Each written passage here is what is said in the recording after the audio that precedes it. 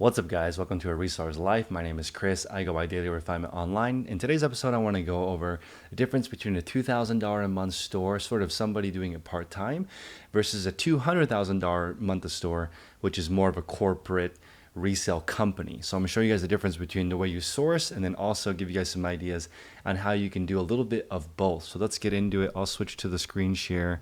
All right, let's check it out. First off, we have Tiffany, Money Saving Mofos. I'm doing a review for her. You can see right off the bat, 700 items. If you look at her solds, I would guess she's doing right around $2,000 a month in revenue.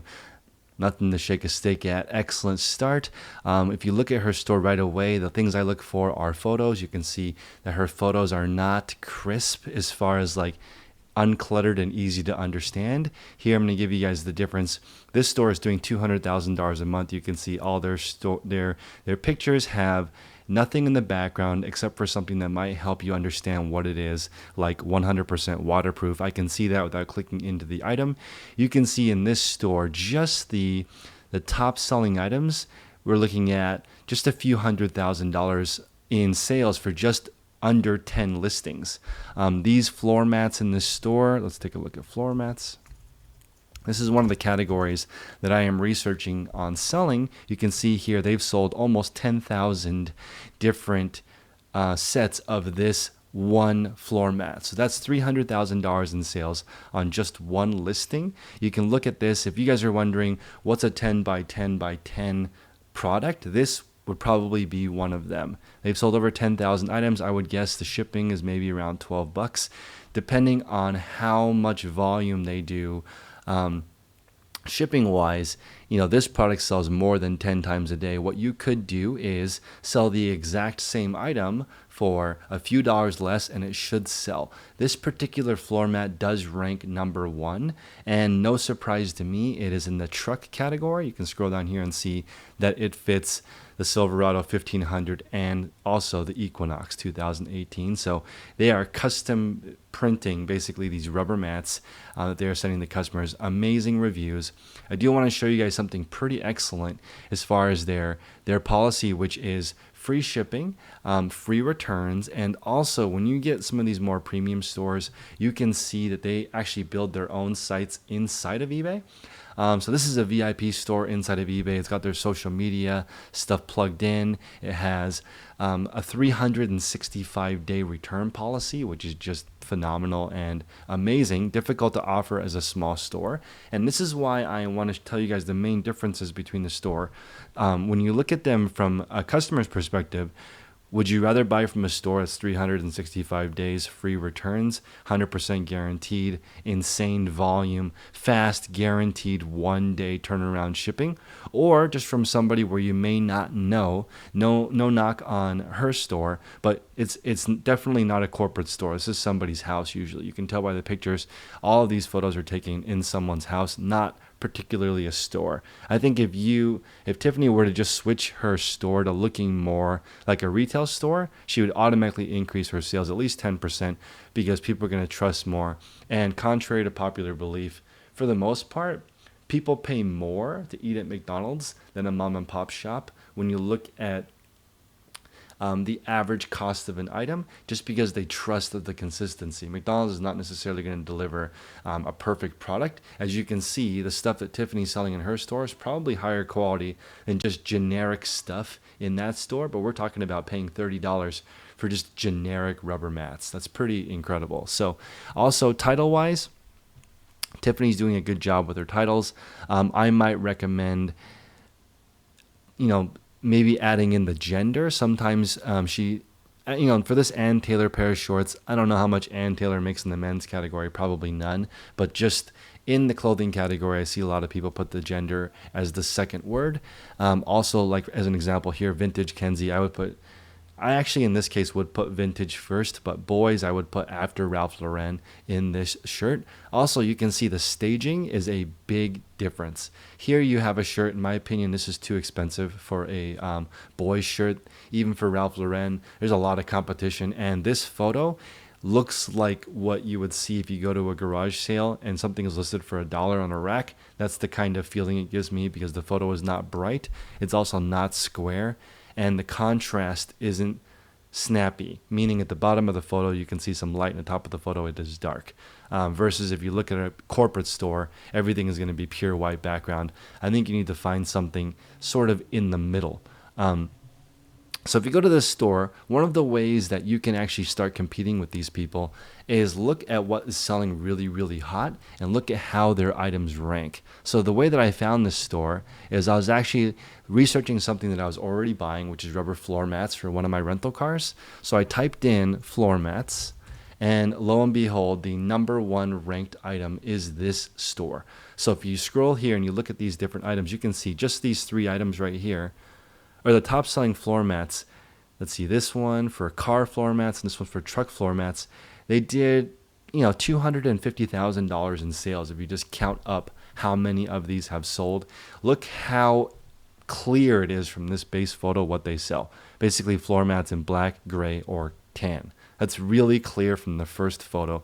It's exactly what eBay, Amazon, all these different websites want, is a clear indicator for the customer for what they are looking for. Also, there's a lot of people who say maybe using the bold feature or the subtitle feature is not worth it. It's only not worth it if you have one of the item. Obviously, anything you can do to grab the customer's attention is worth it as long as you have more than one of the item, because you're only paying one listing fee. You're only paying that $2 to $10 to make your listing look great one time. So as you move more into the replenishable category, I recommend you actually look for ideas on what to sell on eBay. So your goal is to find a connection on rubber floor mats or all-weather floor mats near you. Also look for what companies, what vehicles are going to sell the most of. Let's take a look here and see what car this is for. This is for Buick and Chevrolet. All the new cars, which is fantastic. Oh, wow. There's actually 116 pages of compatible vehicles for this, which is awesome. I love that in here, look how short their description is, because really people do not have time to read very much. On mobile, this probably looks really crisp and short. And then if people want to go to their store, they can click here. They're also doing multiple item discounts. You can see here, this is a good way to do it. And also down here in the sponsored items, I wouldn't be surprised if you find some of this seller's products in this area too under a different shipping name. A different store name, because as you look at the top competitors in the space, usually they have 2 or 3 stores selling the exact stuff. Another indicator for me that might be the case is when you look at their item description, they ship from 2 different warehouses, one in California, one in New Jersey. There's a lot of benefits to doing that, because sometimes the best match factors in where is the item located. So what I would do when looking for floor mats is, as you can see here, there's nothing proprietary about their title, right? In fact, they threw in the word van, even though these are car floor mats, right? So you could potentially do a better job in keyword ranking and sell the exact same item. Now, that's just something that I'm getting into more and more as I learn what's selling really well on eBay. I know, for example, if I sold these exact same floor mats for $1 or $2 less, or the same price or a little bit higher with a better description and a better title, I would be able to sell this item too. You can see here 1, 2, 3, 4, 5, 6, 7, 8, 9, 10, 11, 12. This item sold 12 times just today, September 18th. So very powerful looking at what sells really well. Auto parts is a massive category. You guys will notice in the part 2 of this series, I go over a website that sells auto parts wholesale and liquidation. So if you want to get started, you may want to also buy a discounted pallet. Pallets can be discounted from 50% off of items that are basically brand new and perfect, all the way down to 98% off or 99% off if they're really trying to get rid of it and it's a really rough pallet, meaning maybe it's like the final closeout for a specific store, or the end buyer, meaning the last person to buy a lot might get something like 98% off of MSRP. So pretty interesting stuff. I am personally looking for stuff right now that sells within 30 days. For my replenishable category, I'm more interested in it selling fast than the margin. So that's just something that I'm learning. The skill is something I want everyone to write down and ask yourself, in the next 5 years, what would you like to learn? And for me, I want to learn how to sell things fast. I will figure out the profit margin later.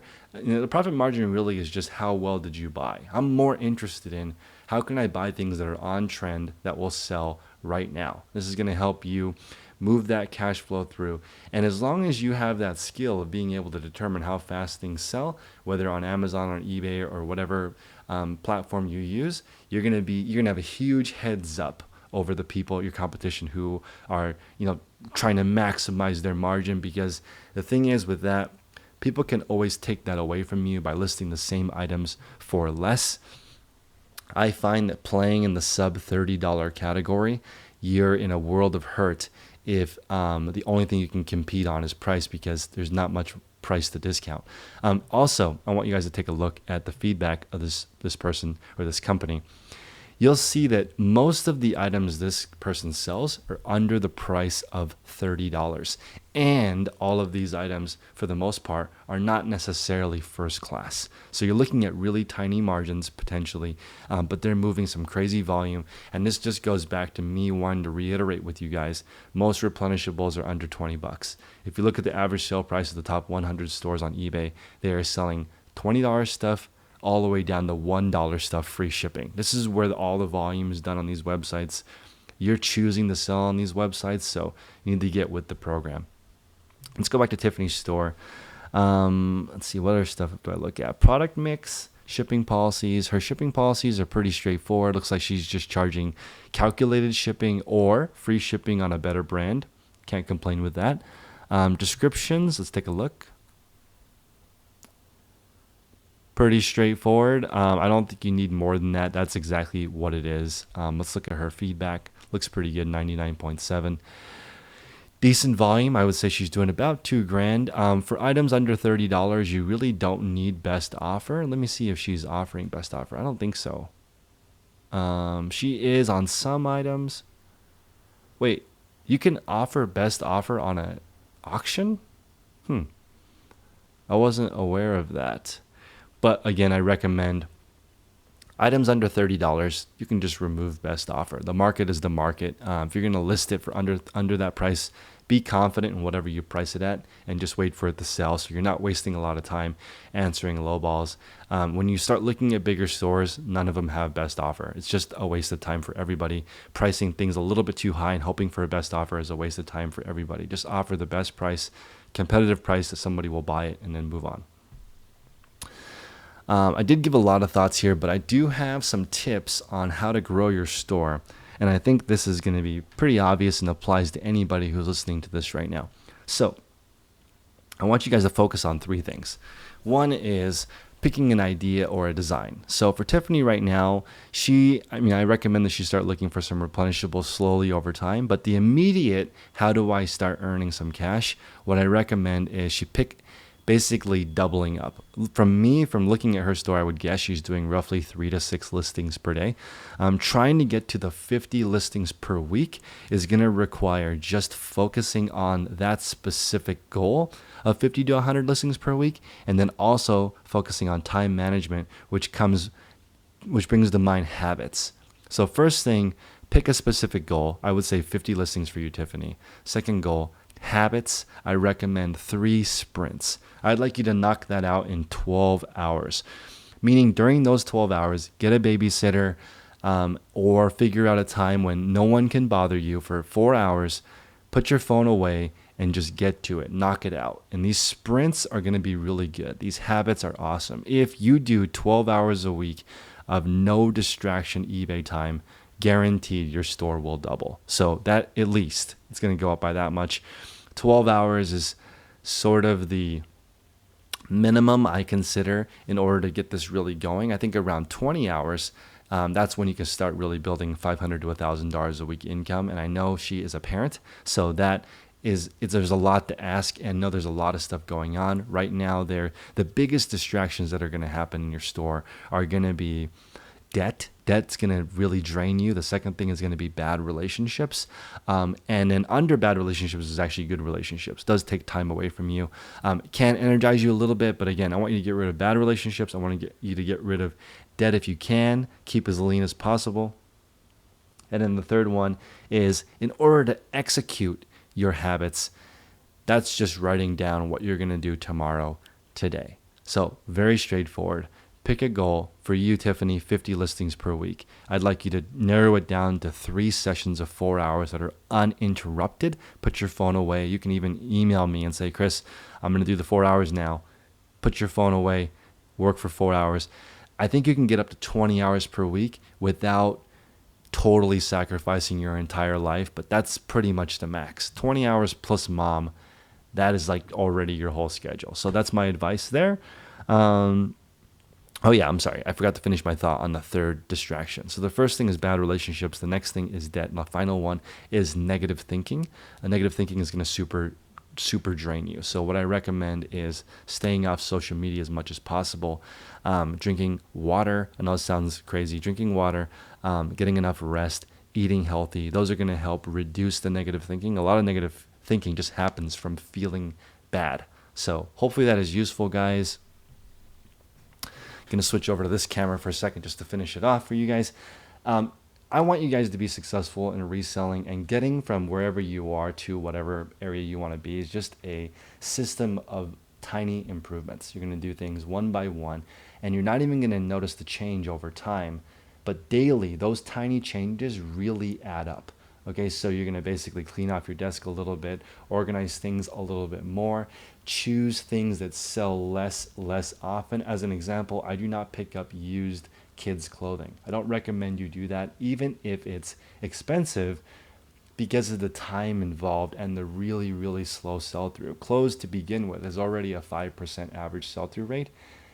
So it's already slow. You don't want to pick parts of the clothing category that are even slower, like kids clothing. Also, kids clothing used does not sell for over $35 unless it's a mega good brand, which is uncommon. So I won't recommend selling in the kids category, but this slight refinement of not selling kids clothing anymore and staying strong on selling similar more and more expensive categories is going to help you get the time required to work on replenishables. So I think that's really the biggest thing. It's not that selling cheap items doesn't work. It works. Most of the stuff on eBay is cheap items. It's just that it doesn't give you the time to focus on more expensive or replenishable items. So my model, what I recommend for most people, is when you're just getting started, do not spend more than 20 hours a week on the cheap stuff. If that's all the time you have and you want to earn as much money as possible, don't sell the cheap stuff. That's only works if you're going to do some volume. If you only have a limited amount of time, I recommend a smaller store, more expensive stuff. Don't worry so much about having a big store, having giant packages. You want to focus on the profit margin, and that's going to come from more expensive items. So hopefully that was useful, guys. I'll see you guys on the next episode. Take care.